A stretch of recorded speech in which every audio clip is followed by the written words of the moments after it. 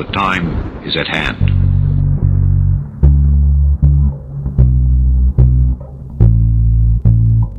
From the land of crackheads and honey in Williamson, West Virginia, this is In Dark Places. Crackheads and honey. Dogman Encounters. This happened in the spring of 2016 or 2017. I'm not sure which one it was. I was waiting on my friends to meet me, standing on the street probably around 11 at night. I was only like half a block away from my house, so I was standing there waiting when something came down out of the trees. At first, I couldn't even recognize what it was. It looked like a dog, but with long limbs and a bulky chest. It had very scruffy, wiry gray hair. I was confused for a moment, then it stood on two legs. It was about 2 feet taller than me. I'm 5'11". I was frozen. I couldn't believe what I was seeing. It stood over me for a minute, making zero sound at all. Even when it jumped down, it didn't make a sound. I only looked because I caught it out of the corner of my eye. Then it took off on all fours, jumping higher than I've ever seen any animal jump. Like literally clearing neighborhood fences with no problem. It just jumped away. To this day, I have no idea what I saw. I've never believed in anything supernatural or cryptids. I still don't, but I cannot explain what I saw. Might be a good time to start believing.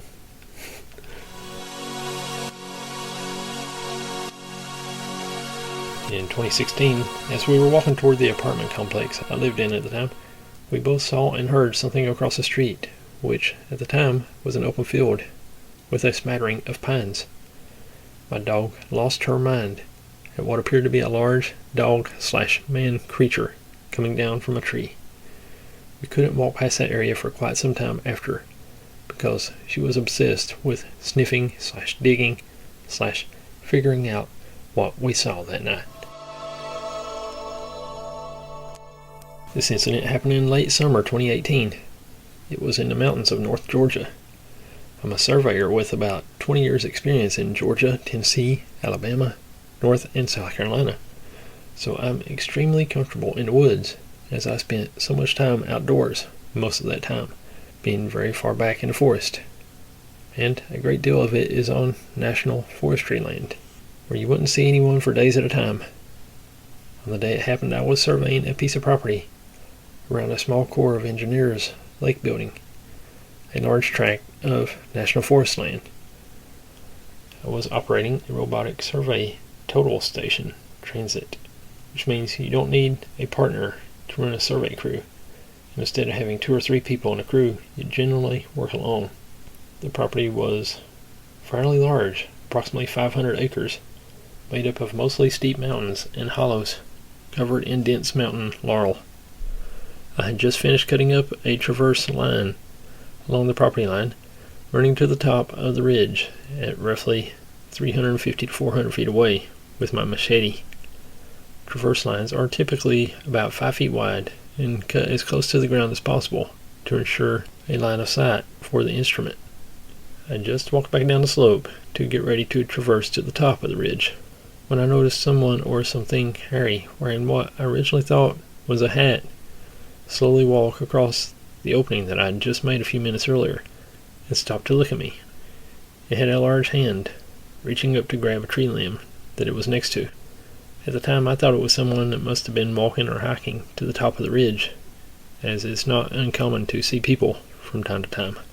But then I realized it was way too hot to be wearing a large, shaggy brown jacket, as it was in the high 90s, and as it stared down the hill at me, I could make out pointed ears on top of its head and a long snout. Then it slowly walked out of sight. At this point, I took out my headphones and started paying closer attention to the situation. As I took out my headphones, I realized it was dead silent in the woods, and in Georgia, during the summertime, it's always extremely loud with insects.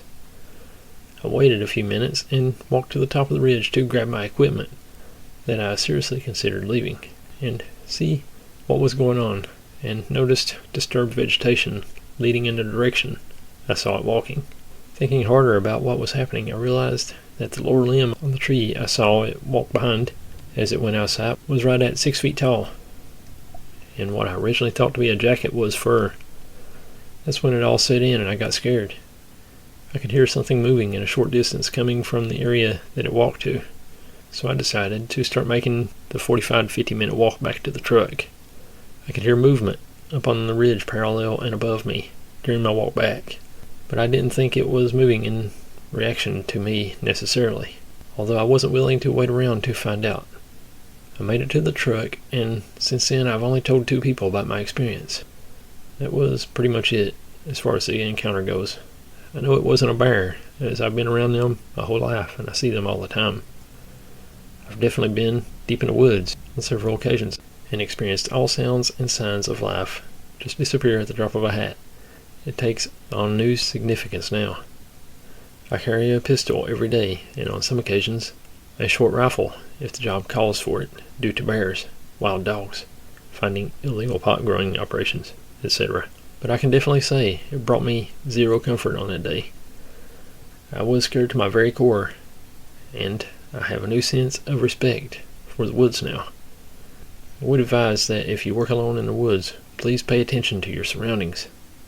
I think a lot about what might have happened if I hadn't looked up when I did, or if I'd been a little slower walking back down the hill, as I was probably very close to it with my back turned before walking downhill with my headphones in, listening to Joe Rogan.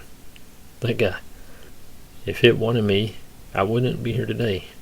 I firmly believe I was within mere yards of it up on the ridge, with no idea it was being shadowed by a monster. People go missing all the time in the woods and are never seen again. I believe I know what takes some of them, as I've seen it. Whether you believe me or not is of no consequence to me. But it took me a long time to feel comfortable telling anyone about my experience. If it helps one person pay attention in the woods, I'm happy to be called crazy over it. I had an encounter in 2005 with one, and I too only told 2 people at the time, and neither believed me. I only got the courage to share my story a few days ago. The one I saw was in a rural area, but not super rural. Like less than a mile from town, back roads, but not woods proper. I too realized that we are not nearly as safe as we thought we were. You couldn't make me camp for anything. I think a lot of people have these encounters and keep them to themselves out of fear of ridicule. But it's important that people know these things are out there. That's about all the creepy Dogman stories we have for you. Thanks for listening. We really appreciate you. God bless.